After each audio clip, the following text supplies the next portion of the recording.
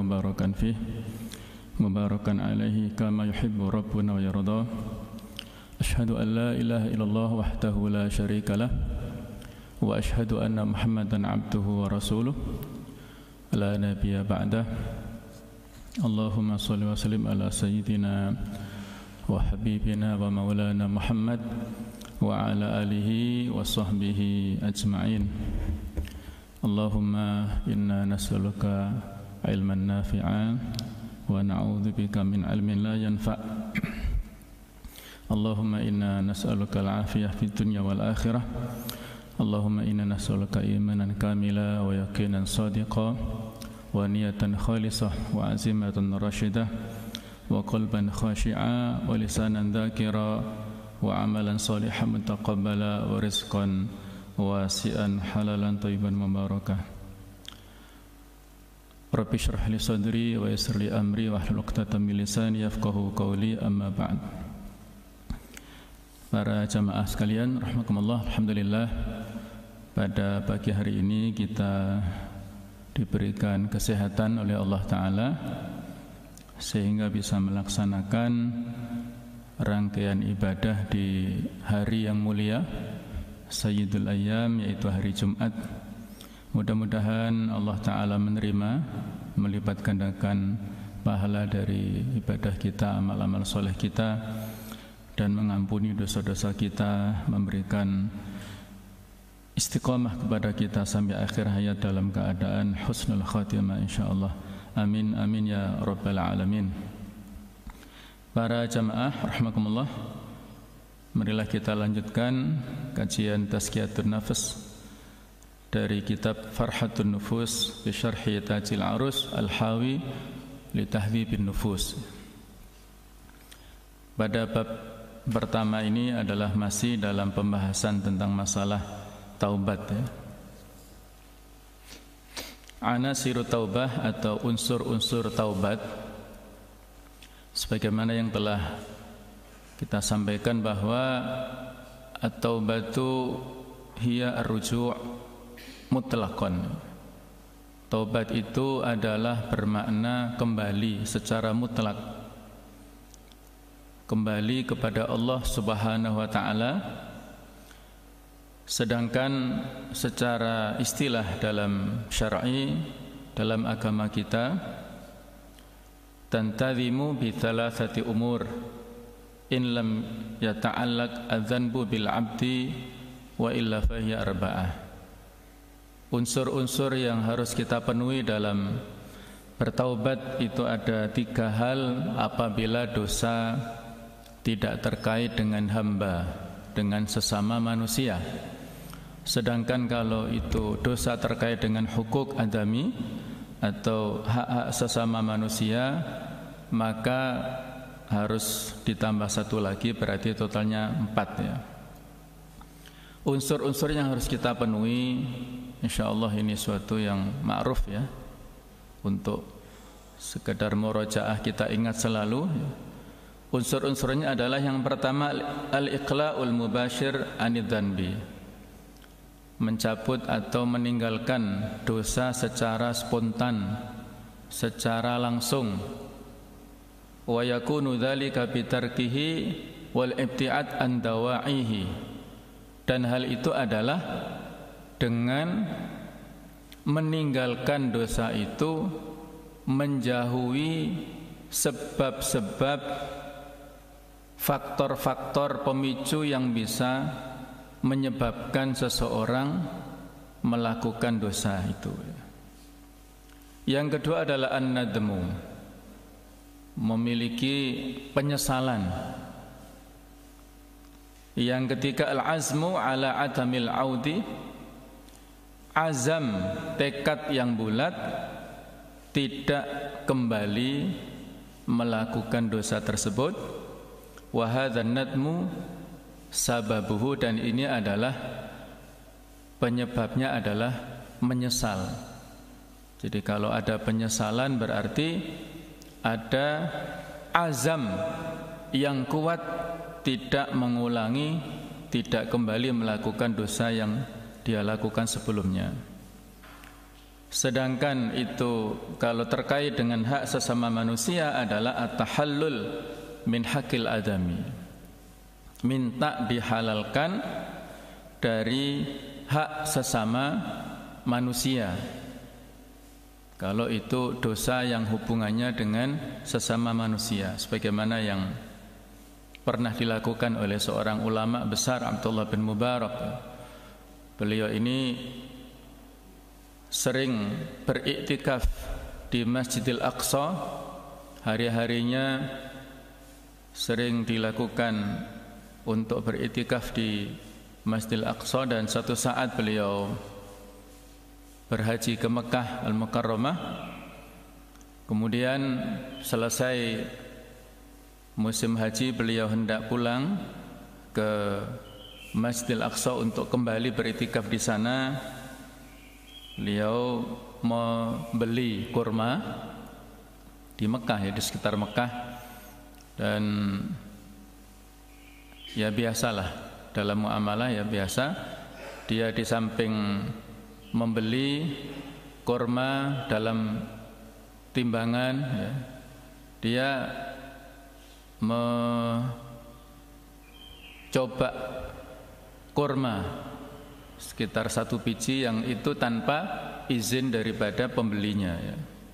Mungkin berbeda dengan suasana sekarang. Kalau sekarang ada semacam tradisi, ya, di pasar-pasar kurma, baik itu terutama di Madinah, yang berapapun yang kita coba di tempat itu dibolehkan, ya, sudah menjadi tradisi, al-adat muhakkamah. Selama kita enggak ngantongi saja, enggak dibawa pulang, maka gratis di sana, ya. Tapi kalau dulu beda lagi, ya, karena dulu mungkin masih terbatas. Nah, saat itulah ada kejadian seperti itu. Dia memakan 1 biji kurma di luar yang sudah dibeli secara resmi, maka pulanglah dia ke Palestina dan beriktikaf di Masjidil Aqsa. Nah, saat itu dia memohon, berdoa kepada Allah Ta'ala. Ternyata itu berbeda jawabannya dengan sebelum-sebelumnya. Kalau sebelumnya ada semacam ilham atau firasat bahwasanya doa-doanya mustajab, terkabulkan. Setelah pulang dari haji justru kebalikannya, ada semacam ilham atau firasat, informasi bahwa doa-doanya terhijab, tertolak, tidak direspon, tidak dikabulkan. Maka dia bermuhasabah, terus menerus dia merenung kira-kira apa kejadian yang sebelumnya dia lakukan, dosa-dosa apa yang dia lakukan. Maka ingatlah bahwa ada makanan kurma tadi yang di Makkah, ya, yang pada saat musim haji itu, pada saat dia beli tidak izin dulu kepada pembelinya. Maka berangkatlah dia ke Mekah sekali lagi untuk minta dihalalkan. Dia cari pedagang penjual kurma itu yang dulunya dia beli kurma ini. Dia keliling, ternyata posisinya tetap, tapi penjaganya berbeda, penjualnya berbeda, ya. Maka dia ceritakan kepada penjual ini bahwa dulu pada musim haji dia lakukan begini-begini, dan dia minta dihalalkan apa yang telah dia makan dulu, ya, 1 biji kurma saja sebenarnya. Si penjual mengatakan, saya tidak bisa memberikan izin pada Anda karena ayah saya sudah meninggal dunia dan ahli warisnya itu ada 10 anak. Saya salah satunya ini.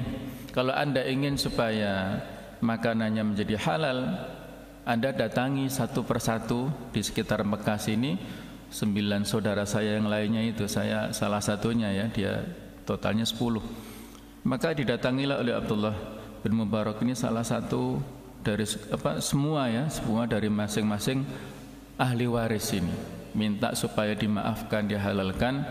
Dulu pernah mencicipi, ya, mencicipi 1 kurma itu. Maka semuanya memberikan maaf, mengizinkan, dan dia baru lega setelah mendapatkan kehalalan dari penjual kurma ini. Maka pulanglah dia kembali beriktikaf di Masjidil Aqsa, dan pada saat itu, pada saat dia memohon berdoa, ada isyarat, ada ilham bahwa doa-doanya kembali mustajab. Inilah jamaah sekalian ya, salah satu bentuk ekspresi daripada taubat seorang dari dosa-dosa yang terkait dengan hamba itu at-tahallul tadi, minta dihalalkan supaya apa yang dia konsumsi, apa yang dia makan, dia minum itu betul-betul tidak mendolimi hak-hak sesama manusia. Fa anta tara ya akhi anna ahamma unsur min fi taubah huwa an-nadmu. Dari 4 unsur ini, yang terpenting itu adalah unsur yang kedua, yaitu penyesalan. Wa fi dzalika warada, oleh karena itulah ada sebuah ungkapan bahwasanya an-nadmu taubatun. Penyesalan itulah merupakan taubat, yakni ahamma raqizatin wa dafi'in fiha. Penyesalan itulah merupakan unsur yang paling penting, pemicu sebab yang paling penting dalam proses taubatnya seorang manusia, seorang muslim. Wan nadmu huwa syu'ur nafsi wa masdaruhu ala ilmu bi anna Allah syadidul iqab. Penyesalan itu adalah perasaan kejiwaan manusia, yang mana sumber daripada penyesalan itu adalah al-ilmu, pengetahuan seorang manusia tentang iqab atau sanksi yang sangat keras, yang sangat dahsyat dari Allah Subhanahu wa taala. Wa kadzalika huwa ta'ala qabilut taubi, dan begitu pula pengetahuan dia bahwasanya Allah Subhanahu wa taala adalah zat yang maha menerima taubat seorang hamba. Jadi sumber kita bisa menyesal itu karena pengetahuan kita terhadap segala macam siksaan Allah yang sangat dahsyat, dan pengetahuan kesadaran kita bahwa Allah adalah zat yang maha menerima taubat. Wa hadha syu'ur mu'limun muldi'un li an-nafsi in kana biha imanun muhimman taqwa'adzan. Badan perasaan seperti inilah yang menjadikan seseorang merasa sakit, tidak tenang hidupnya, dia gelisah. Ya memang seperti itulah ya, sebuah jiwa yang hanif, jiwa yang lurus, jiwa yang bersih, maka pada saat melaksanakan amal-amal kemaksiatan ada kegelisahan dalam dirinya, tidak tenang hidupnya, tidak menikmati dosa kemaksiatan itu, tapi ada perasaan yang sakit, perasaan yang tidak tenang, gelisah dalam hidupnya. Itu sebuah jiwa yang bersih, maka dia memiliki penyesalan. Fakullama tadzakara ma'siyatahu tadzakara itla' Allah alaihi. Setiap kali dia mengingat dosa kemaksiatannya, maka dia ingat akan pengawasan Allah Ta'ala, bahwasanya Allah maha melihat, maha mendengar apa yang dia lakukan. Maka ada gejolak penyesalan dalam dirinya, dan dia merasa terhimpit dadanya, merasa gelisah terus-menerus dalam hatinya. Dan inilah yang mendorong dia untuk bertaubat kepada Allah. Fafirru ilallah, maka larilah kalian kembali kepada Allah Ta'ala. Atau ayat yang lain, hatta idza dhaqat alaihimul ardu bima rahubat wa dhaqat alaihim anfusuhum wa dhannu alla malja'a minallahi illa ilaih. Ini ayat yang menceritakan tentang taubatnya 3 orang yang tidak ikut dalam perang Tabuk. Mereka menyesal, di antaranya adalah ada Ka'ab bin Malik, yang mana Ka'ab bin Malik ini bukan sengaja tidak ikut perang, bukan, tapi dia terlambat dalam pasukan itu ya, tanpa sengaja karena ada udzur, bukan karena sebuah kesengajaan. Tapi karena itulah Allah memberikan pelajaran kepada 3 orang sahabat ini. Mereka dikucilkan oleh para sahabat, oleh Nabi sallallahu alaihi wasallam, sehingga tidak disapa, tidak ditegur sapa, tidak disilaturahimi ketika bertemu, ngomong juga tidak direspon oleh yang lainnya, sehingga itu tadi ada perasaan yang terhimpit. Bumi yang luas ini seolah-olah terhimpit, seolah-olah sempit. Maka penyesalan yang begitu kuat dari orang yang bertaubat seperti itu, sehingga fa yarmi atau yurmi nafsahu ala a'tabillahi azza wa jalla, dia melemparkan dirinya menuju kepada penyesalan dan sangat takut kepada siksaan Allah Subhanahu wa taala. Wa ya'tarifu lahu bidzambihi, dan i'tiraf. Al-i'tiraf itu adalah mengakui. Ada sebuah syair yang sangat terkenal, nasyid yang sangat terkenal yang berjudul Al-I'tiraf, yang banyak dilantunkan oleh para munsyid ya, para penyanyi muslim ya. Al-I'tiraf yang juga sering kita dengarkan syairnya, bait-baitnya dilantunkan. Sebagian masjid melantunkan syair ini setelah sholat Jumat ya. Syairnya agak berlebihan, tetapi memang seperti itulah. Ungkapan-ungkapan seni itu kadang-kadang harus dibedakan ya, dengan ungkapan ekspresi biasa. Ungkapan seni bait-bait syair itu kadang-kadang ya ada unsur hiperbolanya, tapi kita memaknainya jangan dari sisi zahirnya. Itu sebuah ungkapan yang mendalam ya. Kalau kita baper dalam mengartikan syair-syair itu, bisa jadi kita juga berlebihan dalam memaknainya dan menjustis, memvonis sesuatu yang tidak pada tempatnya ya. Seperti syair Al-I'tiraf itu juga ada unsur berlebihannya. Sebelumnya secara pribadi saya kurang setuju, tapi setelah saya renung-renungkan juga bagus juga ya. Walaupun kalau soal mengamalkannya ya itu selera kita masing-masing lah ya. Yang juga dinyanyikan oleh Raihan ini ya. Ilahi lastu lil firdausi ahla. Ya Allah ya. Itu kan pengakuan ya. Ilahi ya Allah, ilahi. Ilahi ilahun ilahana ya Allah, sebagai Rabbku, Tuhanku, ilahku. Lastu lil firdausi. Aku lastu lil firdausi ahla ya. Aku ini bukan orang yang layak untuk masuk surga Firdaus. Aku tidak layak untuk mendapatkan surga Firdaus. Itu kan pengakuan ketawaduan ya, bukan berarti semacam minder atau ketidakpercayaan diri, bukan ya, tapi itu semata-mata ketawaduan. Lastu lil firdausi ahla wala ala naril jahimi, apa itu ya, dan aku juga tidak kuat, wala aqwa ala naril jahimi, aku tidak kuat untuk masuk dilemparkan ke neraka jahim, tidak kuat karena saking dahsyatnya siksaan yang di sana ya. Jadi dia merasa tidak layak masuk surga, tapi juga tidak kuat masuk neraka. Ini sebenarnya kalau dipikir-pikir ya seperti apa nah? Jadi seperti itu, memang ungkapan syair seninya seperti itu. Fahabli taubatan, maka berikanlah kepadaku taubat. Taubat ya, maksudnya berikanlah kemudahan kepadaku untuk bertaubat. Kemudian apa itu ya? Serta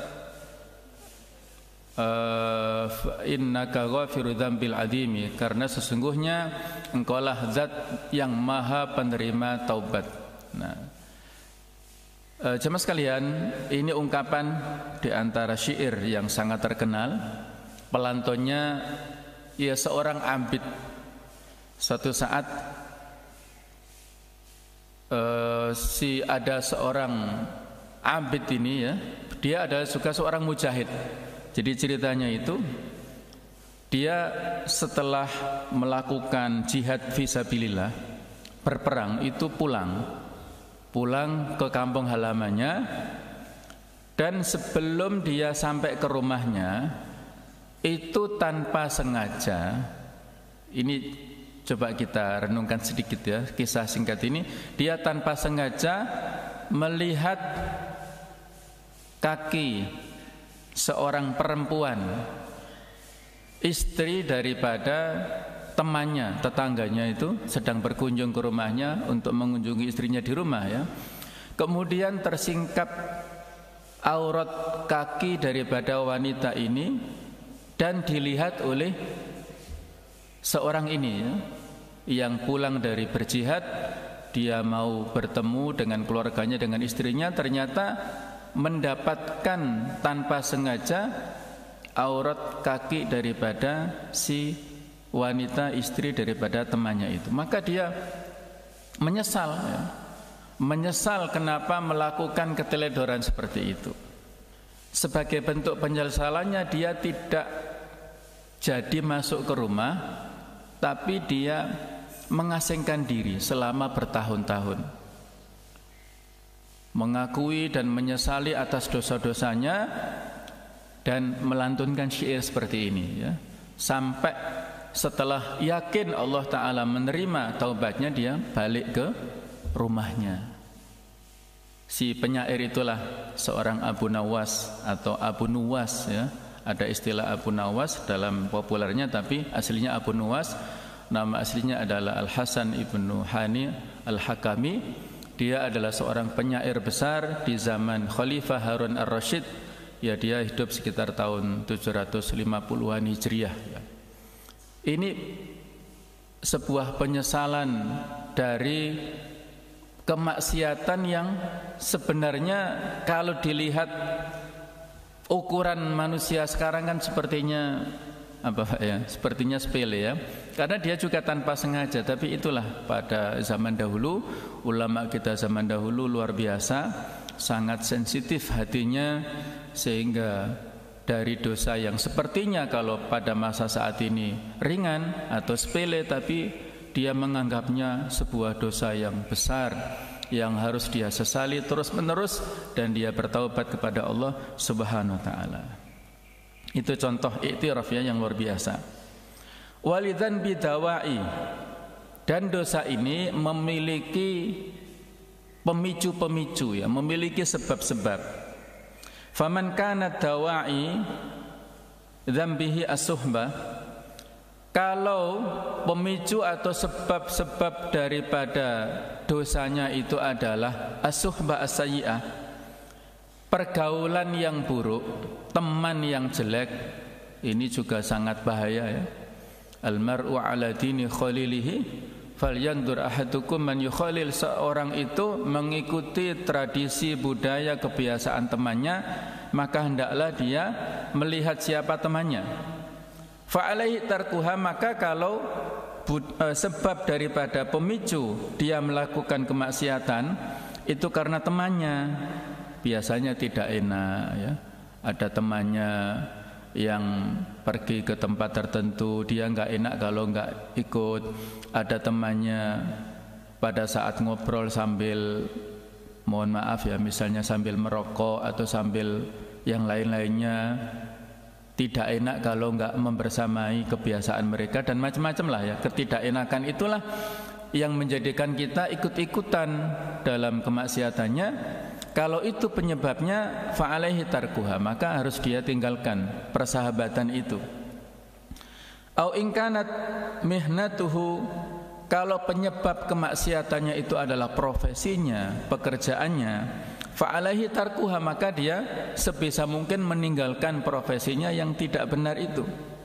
Apabila ada keharaman di sana, bisnis yang tidak baik, bekerja di rumah makan yang itu menyajikan khamr misalnya, menyajikan atau menjual minuman keras atau yang lain-lainnya, maka hendaknya dia tinggalkan pekerjaannya seperti itu, dan dia yakini bahwasanya rizki itu adalah datang dari Allah Subhanahu wa taala, yang tidak mungkin keliru atau tidak mungkin dia lewat daripada rezeki yang sudah ditentukan itu.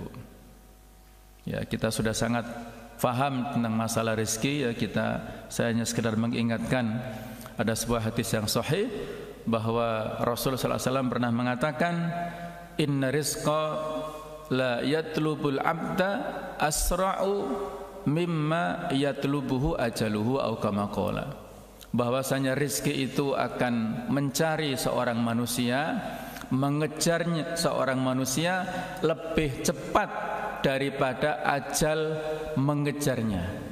Ajal kematian ini loh mengejar kita, itu lebih cepat kita dikejar oleh rezeki kita daripada dikejar oleh ajal kita. Maka tidak perlu khawatir tentang masalah rezeki. Wa fis sama'i rizqukum wa ma tu'adun. Rezeki kita itu sudah dijamin dari langit sana, sudah dijanjikan. Maka kalau kita memohon rezeki, memohon yang di langit, bukan mencari yang di bumi ya, tapi memohonnya di langit sana. Kalau soal ikhtiar itu manusiawi, silahkan ya kita lakukan sebab-sebab manusiawi, tapi yang paling penting adalah kita banyak memohon. Sama sekalian, ada sebuah kisah yang bisa kita ambil pelajaran ya, bahwasanya pemicu daripada dosa-dosa itulah yang harus kita jauhi. Kisah taubatnya seorang peragawati dari Perancis, namanya Fabian. Barangkali sebagian kita mungkin tahu atau belum ya. Ini sudah agak lama dulu ya, sejak ya musim-musimnya perang Afghanistan pada saat menghadapi Uni Soviet dulu ya. Jadi peragawati ini pada saat kecilnya dia sebenarnya punya keinginan untuk menjadi seorang perawat atau mungkin seorang dokter lah ya. Dia kecilnya itu punya cita-cita menjadi dokter atau menjadi perawat yang memberikan pelayanan sosial kepada masyarakat. Nah, dia tumbuh di keluarga yang harmonis. Ada potensi dalam dirinya ya. Dia seorang wanita yang cantik luar biasa di Perancis sana. Terus dia punya potensi tampil di depan publik, dan terus ya akhirnya banyak sekali dukungan dari keluarganya juga dari masyarakat sekitar untuk dia kembangkan bakat menjadi peragawati itu. Akhirnya dia menjadi seorang peragawati yang sangat terkenal di sana. Banyak job ya, banyak tawaran di sana sini, akhirnya dia menjadi orang yang sukses lah ya dengan profesi seperti itu. Dia dapatkan materi yang berlimpah, dia dapatkan kenikmatan dunia yang sangat banyak dari profesinya itu. Tetapi dalam puncak kesuksesannya, puncak karirnya, dia merasa hambar. Dia seolah menjadi semacam patung yang berjalan, tidak punya perasaan. Jadi dia tampil di depan kamera, depan publik dengan wajah yang tanpa ekspresi. Tidak boleh menunjukkan kesedihannya, tidak boleh menunjukkan kegalauannya, perasaannya dimatikan seperti itulah. Jadi seperti patung yang berjalan, tidak punya perasaan sama sekali. Seperti itu terus-menerus terjadi. Bukan hanya dirinya, teman-temannya juga seperti itu. Sehingga dia merasa tidak ada ya seperti mayit yang berjalan lah. Tidak ada kehidupan dalam dirinya. Dia merasa hambar dan dia sangat merasa gelisah, tidak menikmati profesinya. Sampai pada puncaknya satu saat inilah datangnya hidayah dari Allah Ta'ala ya. Dia satu saat ada semacam lawatan ke Beirut di Lebanon sana. Dan saat itu telah terjadi peperangan di sana, sehingga banyak gedung-gedung yang hancur di sana.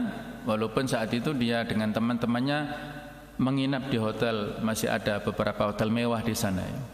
Dia dalam sebuah perjalanan melihat anak-anak kecil yang sangat memprihatinkan. Terus dia turun, memisahkan diri dari rombongan untuk merawat anak-anak kecil, dan timbullah tadi ya, ada semacam fitrah naluriah yang telah dia bawa dari kecil itu ya. Dulu dia pernah punya cita-cita menjadi seorang dokter, seorang perawat. Dia bertemu dengan anak-anak kecil ini, timbul perasaan kewanitaannya itu. Dia menikmati itu, profesi itu dia nikmati, dan dia tidak ikut kembali bersama teman-temannya.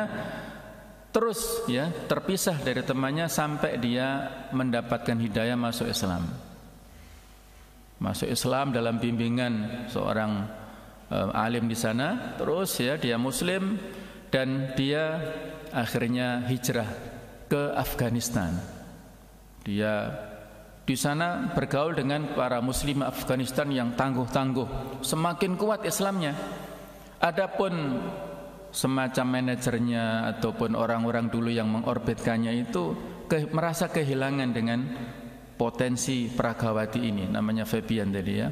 Mereka terus mengirimkan materi-materi uang finansial dengan maksud supaya dia kembali ke kehidupan lamanya.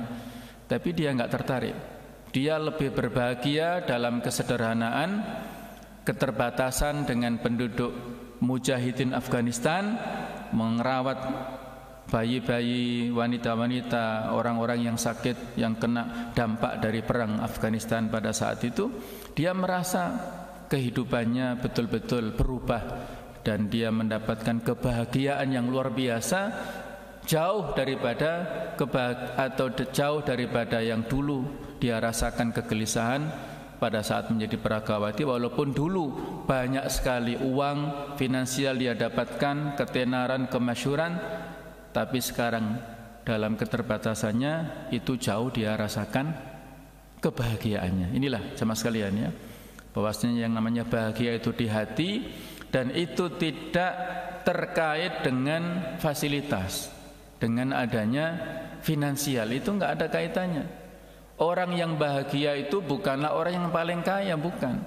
Kalau seandainya orang yang paling kaya itu yang bahagia, Qarun menjadi yang paling bahagia di dunia. Orang yang bahagia itu tidak ada kaitannya dengan tahta, kedudukan, jabatan, kekuasaan.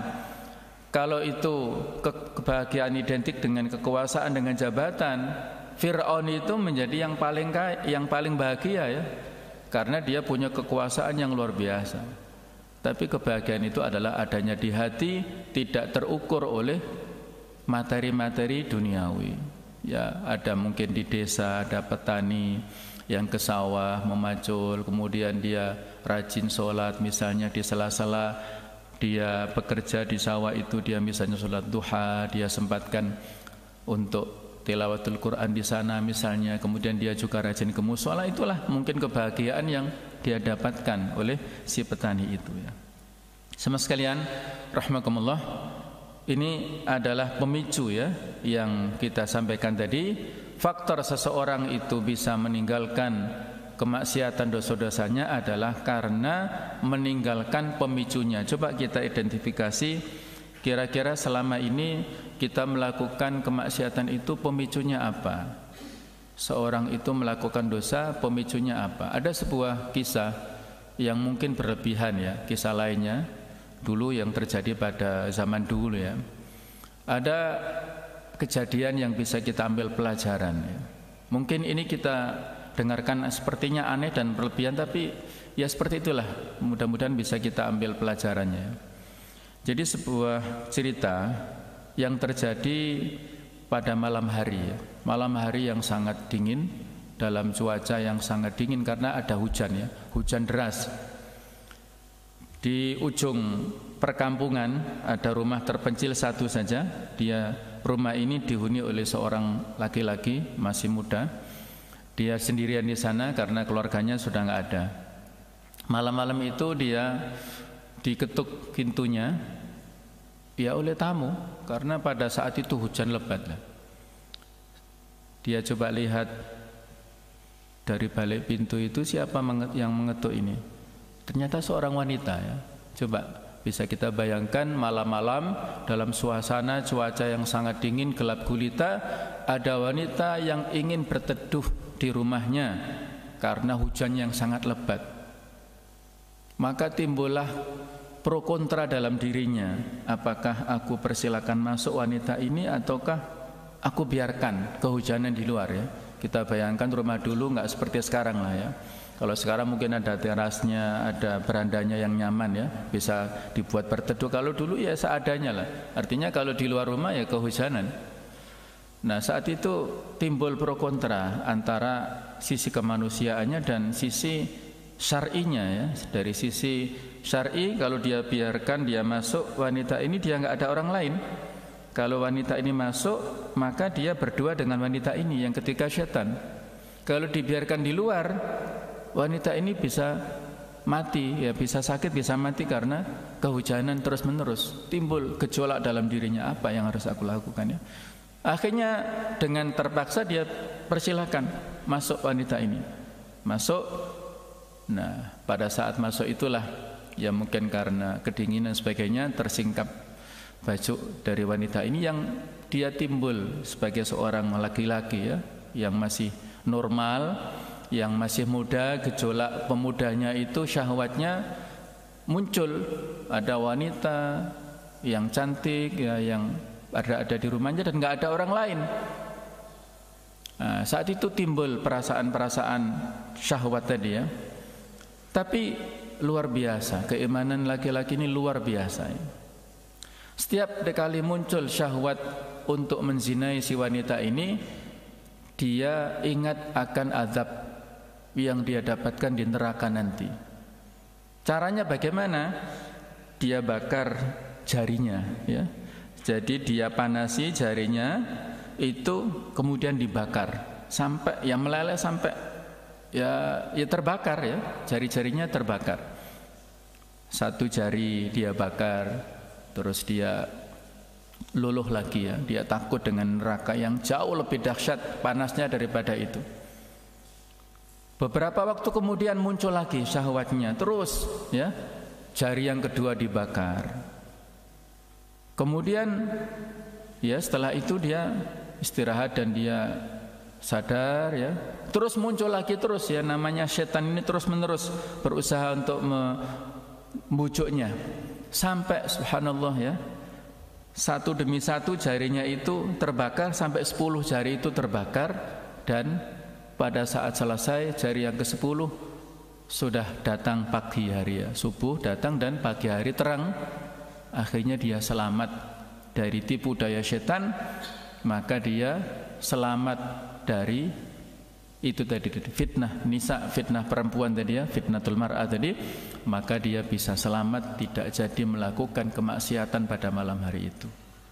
Ya mungkin kita dengar cerita ini agak berlebihan, tapi ya itulah pelajarannya ya, bahwa saat tertentu ya kita perlu untuk melakukan upaya-upaya untuk antisipasi dan melakukan tadi ya tindakan-tindakan preventif supaya tidak melakukan kemaksiatan dan dosa ya. Kalau misalnya kita itu dalam sebuah perjalanan ya, yang memicu kita melakukan penyimpangan-penyimpangan, kalau sendirian maka harus kita cari teman. Kata Rasul dalam hadisnya kan, asyaiton ma'al wahid. Syaitan itu akan mengganggu seseorang yang satu jumlahnya. Wa huwa minal itsnaini ab'ad, dan dari 2 orang syaitan itu akan lebih menjauh. Dari 3 orang syaitan itu lebih jauh, apalagi kalau perginya rombongan dalam sebuah grup atau sebuah rombongan, misalnya ya kalau kita berangkat haji berarti kloter ya. Jadi semakin banyak rombongan yang membersamai kita, maka semakin syaitan itu akan menjauh. Fa inna ma ya'kulu dhi'bu minal ghanamil qasiyah. Serigala itu akan memakan kambing dalam keadaan sendirian. Kalau kita diibaratkan seperti kambing yang lemah, syaitan, baik itu syaitan berupa jin atau yang makhluk yang tanpa tidak bisa kita lihat, atau syaitan berupa manusia, berupa teman atau berupa wanita dan sebagainya, kalau kita bersama-sama itu akan aman. Tapi kalau sendirian bersama dengan syaitan dari golongan manusia atau golongan jin itu, maka kita akan seperti diterkam oleh serigala itu ya, Serigala akan memakan kambing yang sendirian, tapi kalau kambingnya itu bersama-sama, maka serigala ini akan menjauh dan akan menjadi takut, ya, tidak mau untuk menggoda kita. Maka inilah pentingnya kita hidup dalam berjamaah, ya. Kita mendapatkan nasihat yang baik dari teman kita, dari saudara kita, supaya kita tidak melakukan kemaksiatan dan dosa. Kalau kita sedang dalam perjalanan, lebih baik ada temannya. Kalau kita sedang menginap dalam sebuah perjalanan, ya, apakah itu urusan dinas, urusan kerja, urusan yang lainnya, kita menginap di hotel tertentu misalnya, maka lebih aman kita didampingi oleh temannya yang baik tentunya, ya, bukan teman yang buruk yang mengajak kepada keburukan. Kalau kita merasa melakukan dosa kemaksiatannya itu dalam keadaan pintu kamar hotel itu tertutup, maka bagaimana supaya kita tidak melakukan kemaksiatan? Pintunya dibuka saja, supaya kita enggak melakukan kemaksiatan yang kadang-kadang kebodohan kita lebih takut, lebih sungkan melakukan kemaksiatan di hadapan teman, di hadapan orang lain, daripada kita melakukan kemaksiatan di hadapan Allah Ta'ala. Kadang-kadang kebodohan manusianya seperti itu, ya.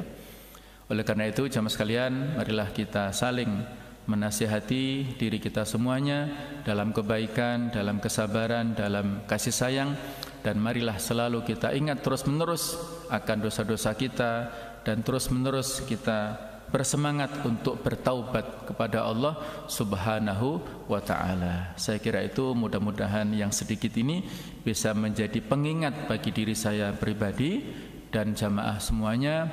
Mudah-mudahan kita semua dilindungi oleh Allah Ta'ala, semua kita, keluarga kita, sehingga kita sebagai mas'ul, sebagai penanggung jawab dalam keluarga, bisa mengantarkan keluarga kita menuju ke surganya Allah Ta'ala. Ya ayyuhalladzina amanu qu anfusakum wa ahlikum naro. Ini ada di tanggung jawab kita semuanya, ya. Saya kira itu mudah-mudahan ada manfaatnya. Subhanaka wa bihamdika asyhadu an la ilaha illa anta astaghfiruka wa atubu ilaik. Wassalamualaikum warahmatullahi wabarakatuh.